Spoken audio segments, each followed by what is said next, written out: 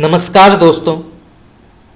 तो जैसे कि आप सब जानते हैं कि अभी जो है हिंदी साहित्य के विभिन्न प्रकार की जो गद्य विधाएं हैं, उपन्यास, कहानी, रेखाचित्र, आत्मकथा, जीवनी, नाटक, इनसे जुड़े प्रश्न उत्तर की चर्चा की जा रही है। तो अगर आपने अभी तक मेरे पहले के क्लासेस नहीं देखे हैं तो आप जाके देख सकते हैं।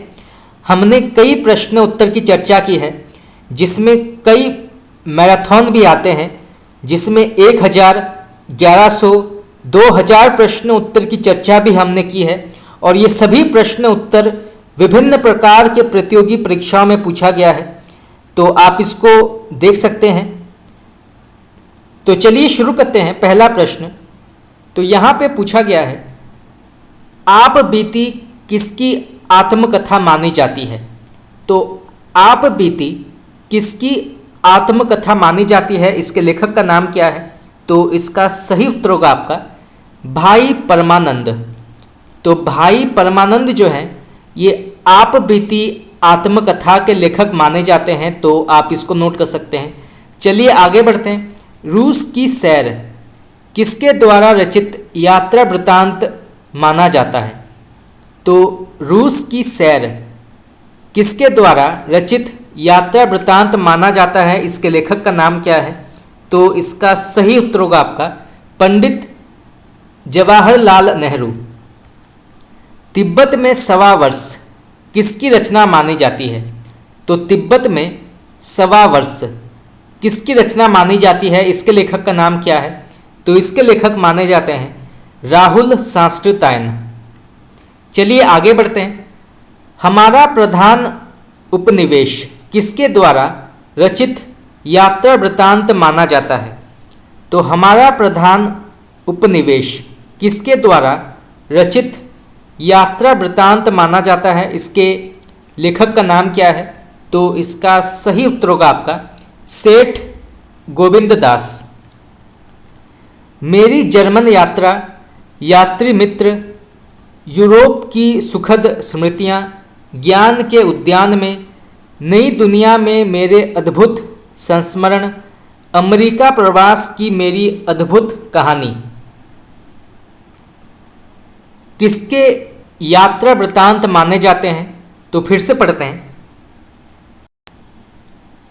मेरी जर्मन यात्रा, यात्री मित्र, यूरोप की सुखद स्मृतियाँ, ज्ञान के उद्यान में, नई दुनिया के मेरे अद्भुत संस्मरण, अमेरिका प्रवास की मेरी अद्भुत कहानी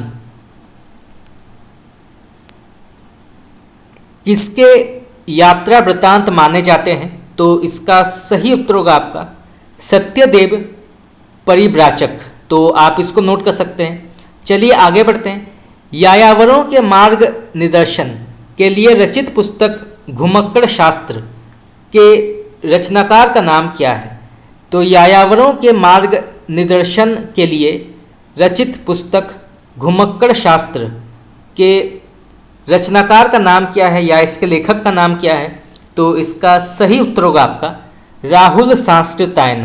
तो आप इसको नोट कर सकते हैं। ये प्रश्न भी कई बार पूछा गया है कि घुमक्कड़ शास्त्र के लेखक का नाम क्या है? तो इसके लेखक हैं राहुल सांस्कृतायन। चलिए आगे बढ़ते हैं। रोलाकृत महात्मा गांधी की जीवनी का अनुवाद हिंदी में किस शीर्षक से हुआ है? तो रोला के द्वारा रचित महात्मा गांधी की जीवनी का अनुवाद हिंदी में किस शीर्षक से हुआ है? तो इसका सही उत्तर होगा आपका महात्मा गांधी विश्व के अद्वितीय पुरुष। तो आप इसको नोट कर सकते हैं, महात्मा गांधी विश्व के अद्वितीय पुरुष। क्रांति दूत भगत सिंह और उनका युग के रचयिता का नाम क्या है? तो क्रांति दूत भगत सिंह और उनका युग के रचयिता का नाम क्या है? तो इसका सही उत्तर होगा आपका मंथन नाथ गुप्त। तो मंथन नाथ गुप्त जो हैं इसके लेखक माने जाते हैं, तो आप इसको नोट कर सकते हैं। चलिए आगे बढ़ते हैं। प्रेमचंद विश्वकोश भाग 1 जो प्रकाशित हुई थी 1881 में। इसके रचयिता का नाम क्या है या इसके लेखक का नाम क्या है? तो प्रेमचंद विश्वकोश भाग 1 के लेखक का नाम क्या है? तो इसका सही उत्तर होगा आपका कमल किशोर गोयनका। तो कमल किशोर गोयनका जो है इसके लेखक माने जाते हैं, तो आप इसको नोट कर सकते हैं, कमल किशोर गोयनका। चलिए आगे बढ़ते हैं। नीलकंठ गोर्की किसकी रचना मानी जाती है? तो नीलकंठ गोर्की इसके लेखक का नाम क्या है? तो इसका सही उत्तर होगा आपका बनारसी दास चतुर्वेदी। तो बनारसी दास चतुर्वेदी जो हैं नीलकंठ गोर्की के लेखक माने जाते हैं, तो आप इसको नोट कर सकते हैं। अज्ञ की जीवनी शिखर से सागर तक के रचनाकार का नाम क्या है? तो अज्ञ की जीवनी शिखर से सागर तक के लेखक का नाम क्या है? तो इसका सही उत्तर होगा आपका राम कमल राय। तो शिखर से सागर तक के लेखक माने जाते हैं राम कमल राय। चलिए आगे बढ़ते हैं। हिंदी सेवी संसार शीर्षक से प्रकाशित तथा बाद में हिंदी साहित्यकार कोश के रूप में परिवर्धित ग्रंथ जिसमें हिंदी लेखकों का संक्षिप्त जीवन परिचय प्रस्तुत किया गया है, इसके लेखक का नाम क्या है? तो फिर से पढ़ते हैं।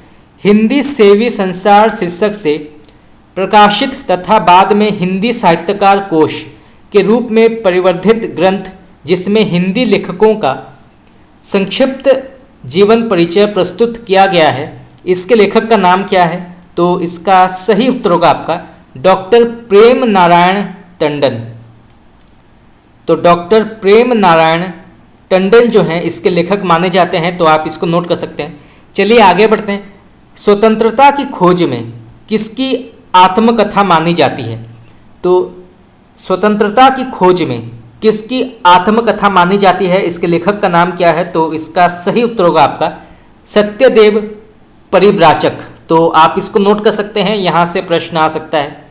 चांद सूरज के बीरन तथा नील यक्षिणी किसकी आत्मकथा मानी जाती है?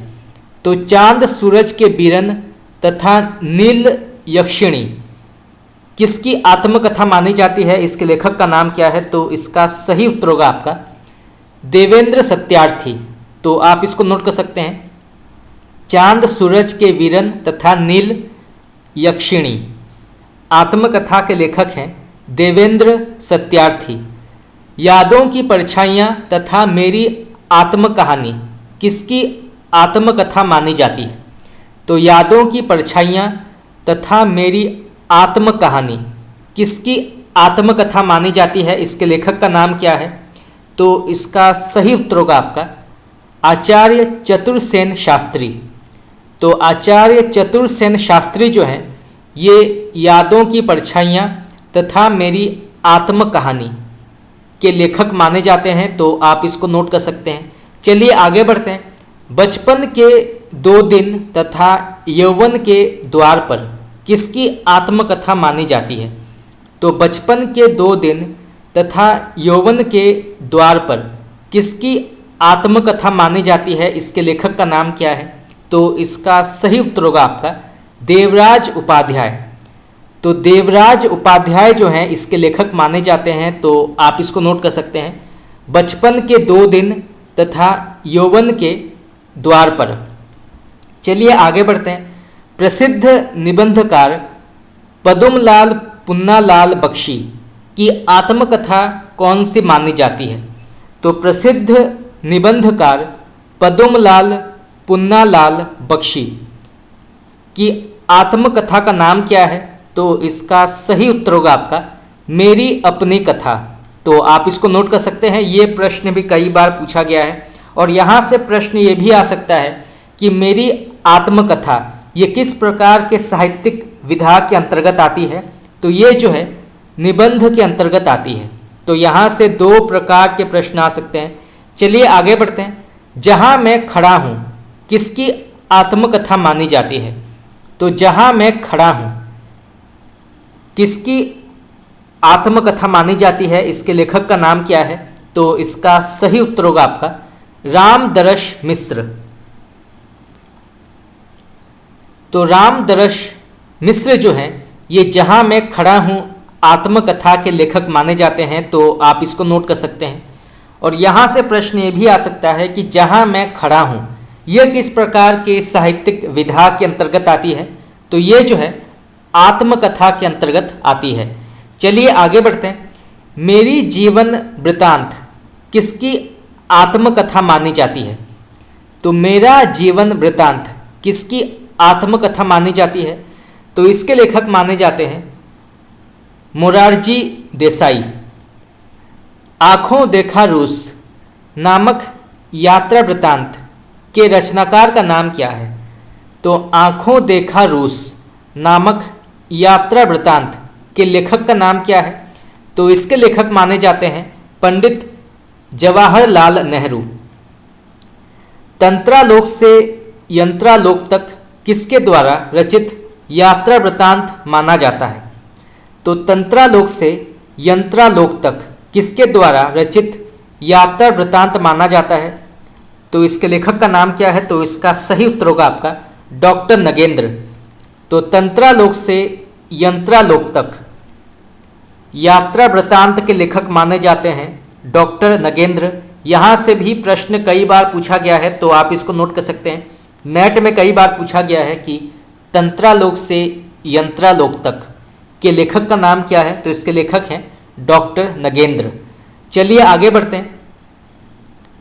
चीन में क्या देखा किसका यात्रा वृतांत माना जाता है? तो चीन में क्या देखा किसका यात्रा वृतांत माना जाता है? इसके लेखक का नाम क्या है? तो इसका सही उत्तर होगा आपका राहुल सांस्कृतायन। तो आप इसको नोट कर सकते हैं। आवारे यूरोप की यात्रा, यूरोप के झरोखे से तथा युद्ध यात्रा किसका यात्रा वृतांत माना जाता है?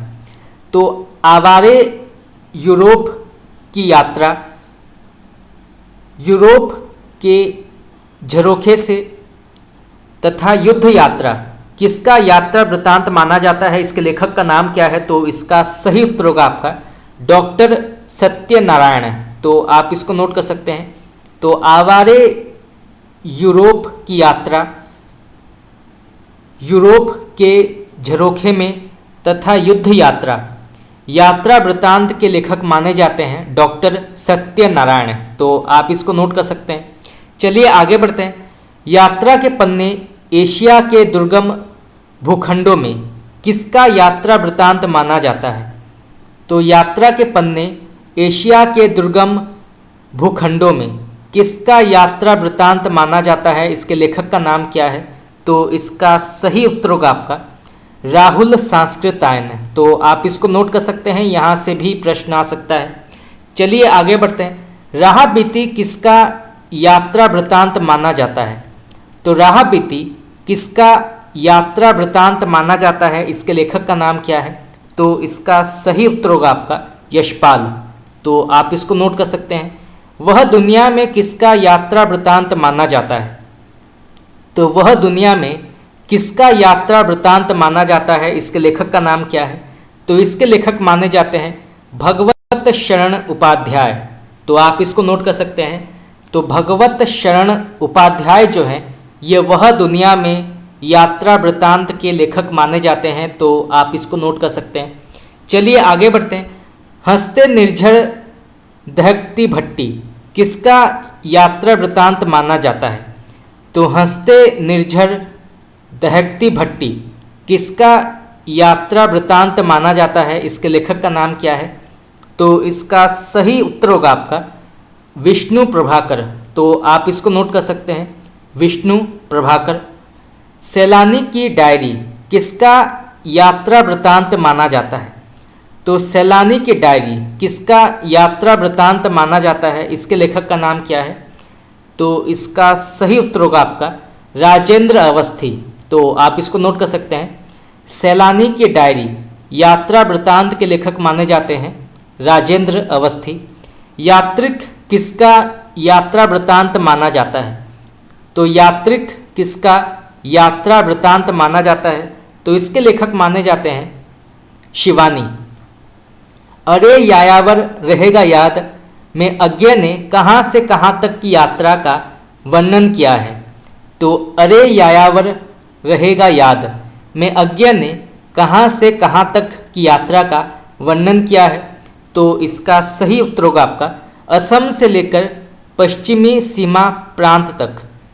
तो असम से लेकर पश्चिमी सीमा प्रांत तक जो है अरे यायावर रहेगा याद में अज्ञे ने यहाँ तक की यात्रा का वर्णन किया है। तो आप इसको नोट कर सकते हैं। चलिए आगे बढ़ते हैं। अज्ञे के द्वारा रचित स्वदेश यात्रा संबंधी यात्रा वृत्त का नाम क्या है। तो अज्ञे के द्वारा रचित स्वदेश यात्रा संबंधी यात्रा वृत्तांत का नाम क्या है। तो इसका सही उत्तर होगा आपका अरे यायावर रहेगा याद। तो आप इसको नोट कर सकते हैं, यहाँ से प्रश्न आ सकता है।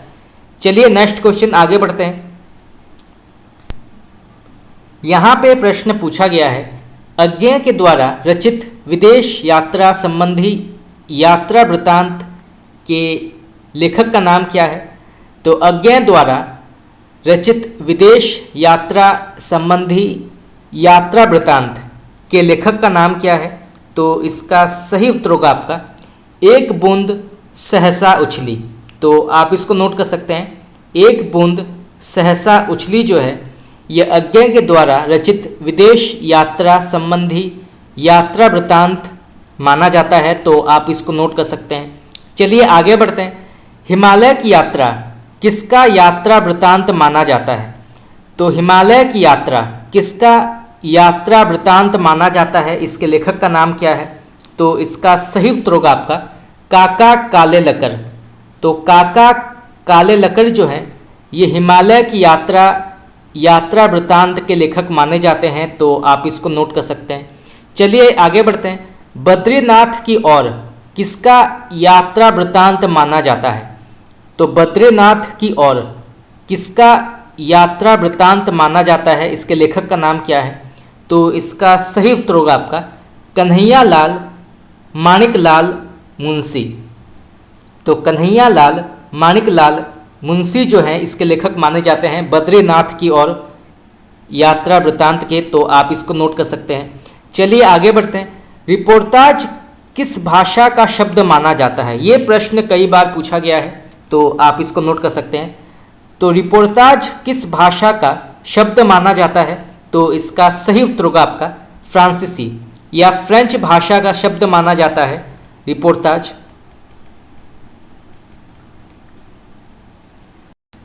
चलिए आगे बढ़ते हैं।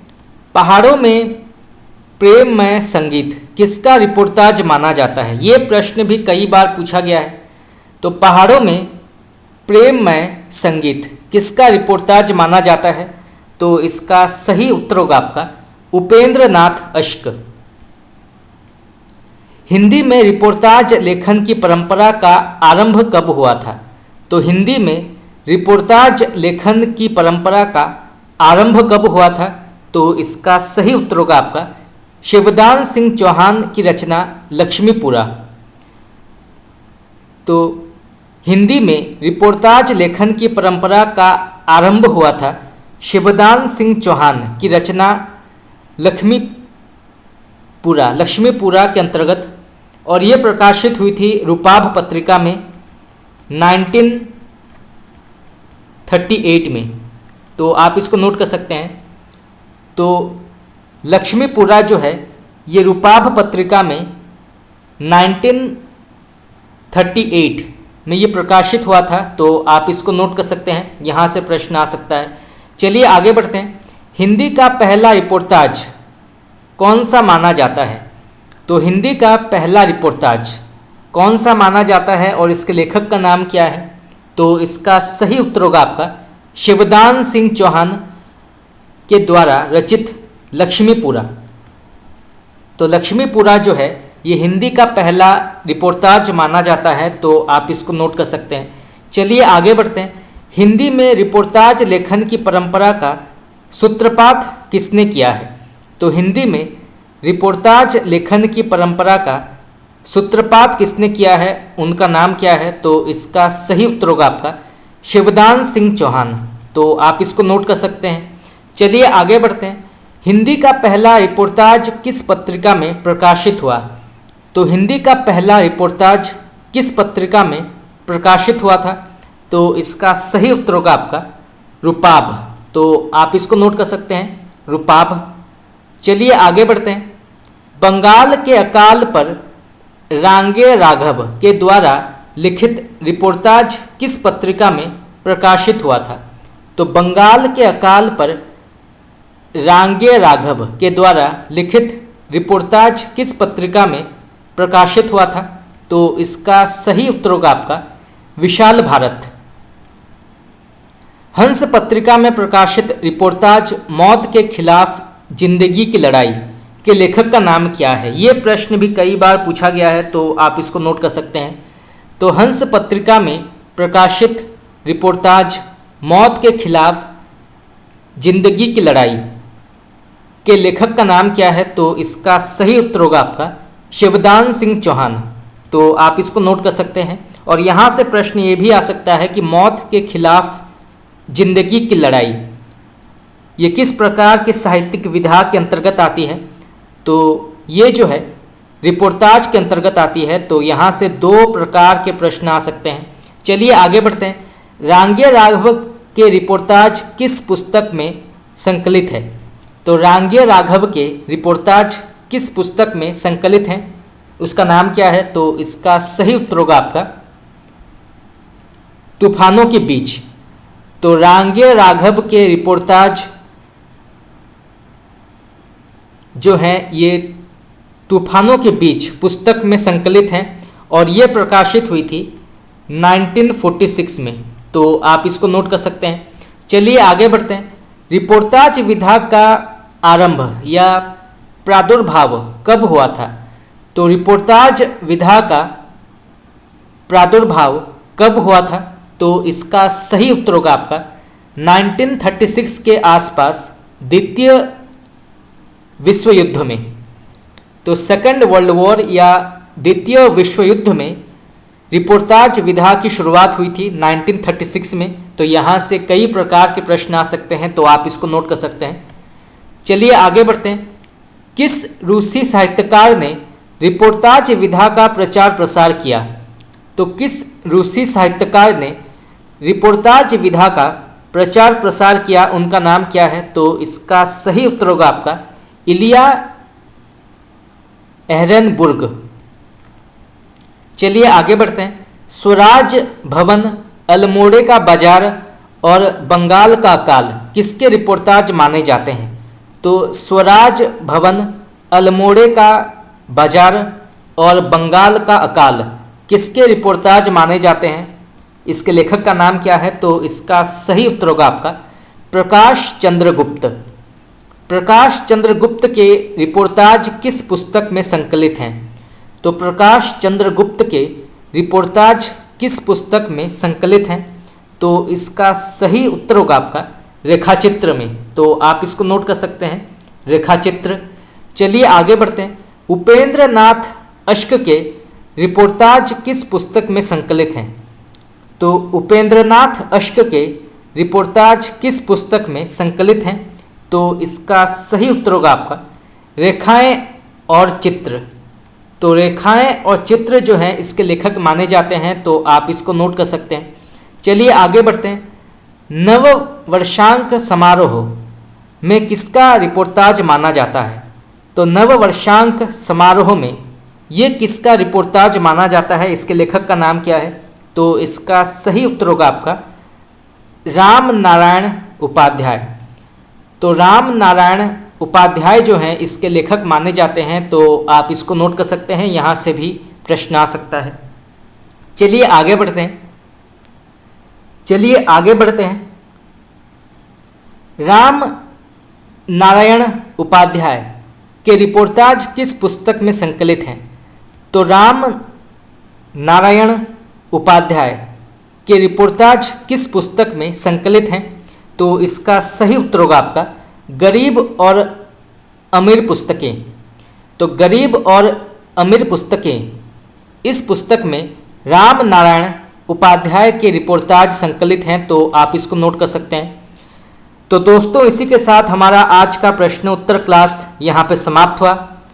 आगे हम और भी जो गद्य विधाएं हैं, यात्रा वृत्तांत, रिपोर्टाज, नाटक, इनसे जुड़े प्रश्न उत्तर की चर्चा करेंगे और इसके अलावा जो अन्य पद्य विधाएं हैं उनसे जुड़े प्रश्न उत्तर की चर्चा भी हम करेंगे। परंतु अगर आप चाहते हैं कि मैं आपको हिंदी ग्रामर के भी क्लास कराऊं तो आप मुझे कमेंट करके बता सकते हैं। हिंदी ग्रामर के कई टॉपिक्स हमने डिस्कस किए हैं, जैसे पर्यायवाची शब्द, अनेकार्थक शब्द, विलोम शब्द, मुहावरे, लोकोक्तियाँ, तत्सम तद्भव शब्दों की चर्चा हमने की है। तो अगर आपने अभी तक नहीं देखा है तो आप जाके देख सकते हैं। परंतु आज के लिए इतना ही।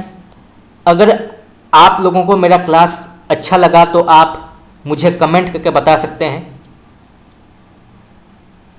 Thank you very much.